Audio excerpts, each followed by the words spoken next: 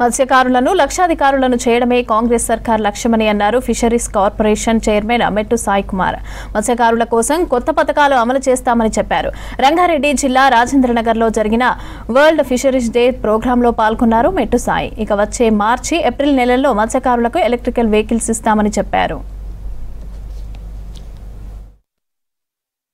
సమస్యలు ఉన్నాయి, నిజం. 100% ఆ సమస్యలను మధ్యలోస్తాం. మా మత్స్యకార కుటుంబాలకు ఎప్పుడు మేము చేదోడుగా వాదోడుగా ఉంటాం, ఉండి తీరుతాం. ఒకటే ఉద్దేశం ముఖ్యమంత్రి రేవంత్ రెడ్డి గారు మత్స్యకార కుటుంబాలను, ముఖ్యంగా మహిళా మత్స్యకారులను లక్షాధికారులు చేయడం.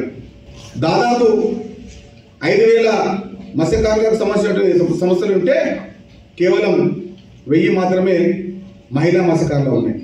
దానిపైన కూడా పూర్తి విశ్వాసం ముందుకెళ్తాం. ఆఖరి ఫలాలు కూడా మత్స్యకార కుటుంబాలకు అంది తీరేలా మా కృషి ఉంటుంది.